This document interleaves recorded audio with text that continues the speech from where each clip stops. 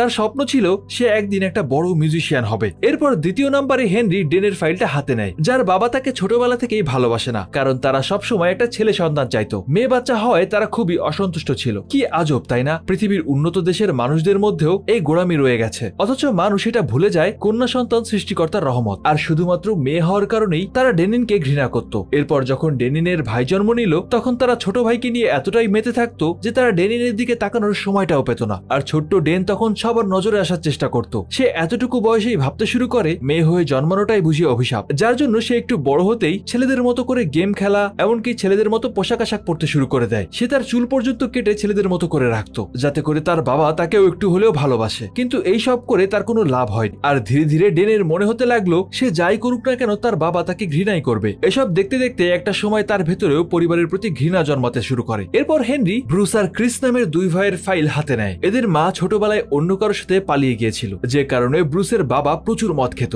সে তার স্ত্রীকে এতটাই ভালোবাসতো যে কষ্ট সহ্য করতে না পেরে একসময় শোকে পাথর হয়ে গেছে। কাজকর্মেও একটুও মনোযোগ দিতে পারতো না। আর ব্রুস এই মানসিক যন্ত্রণা থেকে বাঁচার জন্য নিজেকে ভিডিও গেমের নেশায় ডুবিয়ে রাখতো। এজন্য ব্রুসের আর তার বাবার খেয়াল ক্রিসকে রাখতে হতো। সংসারের খরচ চালাতে সে একটা ছোট মুদিখানার দোকানে কাজ করত। অভাব অনটন দেখে বড় হওয়ায় তাদের দুজনেরই একটা সময় জীবনের প্রতি অনীহা চলে আসে। এরপর যখন হেনরি জ্যাকের ফাইল দেখে, তখন সেখানে সে জ্যাকের ব্যাপারে তেমন কোনো ইনফরমেশন পায় না। আর এটা হেনরির কাছেও একটু শকিং ব্যাপার ছিল। সবার ব্যাপারে জানতে পারলেও সে জ্যাকের ব্যাপারে তেমন কিছুই জানতে পারে না। এরপর স্ক্রিনে আমরা জ্যাককে দেখতে পাই। সে একটা হোটেলে ওয়েটারের কাজ করছে। আর তখনই সেখানে একটা জুয়াখোর লোক চলে আসে। এই লোকটার নাম জিনিন। সে তার বিজনেস পার্টনারের সাথে এখানে পার্টি করতে এসেছে। আর তাদের টেবিলে জ্যাকই সার্ভ করছিল। আর সার্ভ করার সময় টেবিলের উপরেই সে জিনিনের একটা ফ্যান্সি লাইটার দেখতে পায়। নতুন নতুন বিড়ি করতো, তাই দামি লাইটার দেখে লোভ সামলাতে পারে না। সুযোগ বুঝে টেবিলে রাখা লাইটারটা সে মেরে দেয়। আর মনে মনে বলতে থাকে, চোখের নিচ থেকে কাজল চুরি করে নিয়ে আসা রোমিও আমি, আর এটা তো একটা লাইটার মাত্র। কিন্তু এর পরের মুহূর্তেই আমাদের বাজিগর ধরা পড়ে যায়। আর জিনিনের লোকেরা তাকে কুত্তা